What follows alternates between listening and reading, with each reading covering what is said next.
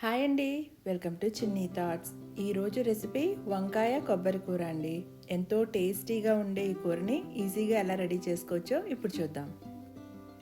ముందుగా ఒక మిక్సీ జార్లో 1/2 కప్పు వరకు పచ్చి కొబ్బరి ముక్కలు చిన్నగా కట్ చేసుకున్నాయి, అలాగే 5 నుంచి 6 పచ్చిమిర్చి వేసుకుని ఇలా కోర్స్గా గ్రైండ్ చేసుకోవాలి.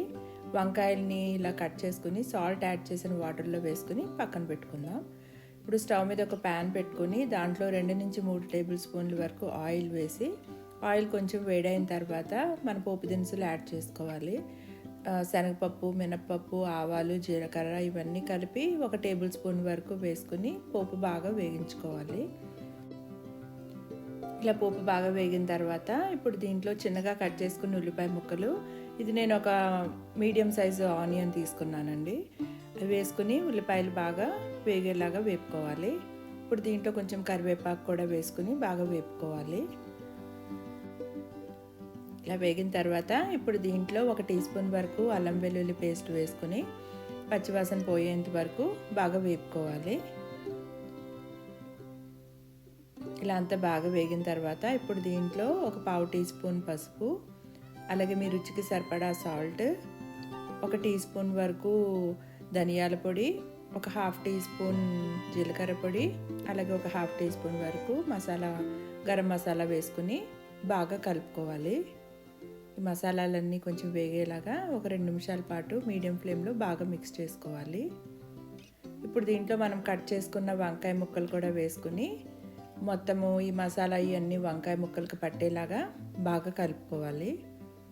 ఈ కుకింగ్ ప్రాసెస్ అంతా మీడియం ఫ్లేమ్లోనే చేసుకోవాలండి.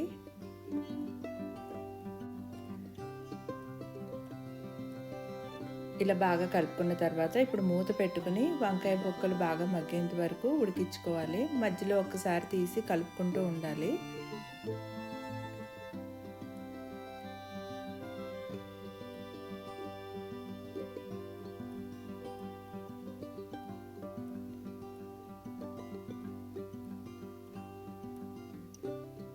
చూసారు కదా, వంకాయ ముక్కలు అన్నీ బాగా మగ్గిపోయినాయి.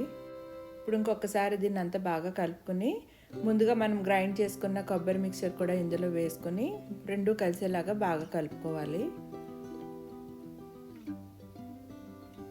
మనము ఇందులో కారం ఏమీ యాడ్ చేయమండి, అందుకనే గ్రీన్ చిల్లీస్ మీ స్పైస్ లెవెల్ని బట్టి యాడ్ చేసుకోవాలి.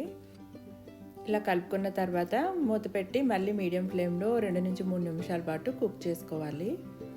ఒకవేళ మీకు కొబ్బరి మరీ ఎక్కువ ఇష్టం లేకపోతే 1/2 కప్పు అన్న వేసుకోవచ్చండి. మా ఇంట్లో కొంచెం కొబ్బరి ఎక్కువ తింటాం కాబట్టి 1/2 కప్పు వేసాను. చాలా టేస్టీగా ఉంటుంది. అంటే మనం ఎప్పుడు వంకాయ వెరైటీల్లో డిఫరెంట్గా గుత్తి వంకాయ మసాలా కూరలు ఇలా ట్రై చేస్తాం, కానీ ఈ కొబ్బరి కూరతోటి ఒకసారి ట్రై చేసి చూడండి, చాలా టేస్టీగా ఉంటుంది. ఇప్పుడు కొంచెం కొత్తిమీరతోటి ఇలా గార్నిష్ చేసుకుని స్టవ్ ఆఫ్ చేసేసుకుంటే ఎంతో టేస్టీగా ఉండే వంకాయ కొబ్బరి కూర రెడీ. వేడివేడి అన్నంతో తిన్నా లేకపోతే చపాతీలతో తిన్నా కూడా ఇది సూపర్ టేస్టీగా ఉంటుందండి. చూసారు కదా, ఎంతో ఈజీగా వంకాయ కొబ్బరి కూర రెడీ చేసుకోవచ్చో. మీరు కూడా ఈ రెసిపీని ఇంట్లో ట్రై చేసి ఎలా వచ్చిందో నాకు కామెంట్ చేసి చెప్పండి. ఈ వీడియో కనుక నచ్చినట్లయితే లైక్ చేయండి, మీ ఫ్యామిలీ అండ్ ఫ్రెండ్స్కి షేర్ చేయండి, అలాగే మా ఛానల్ని సబ్స్క్రైబ్ చేయండి. Thank you for watching.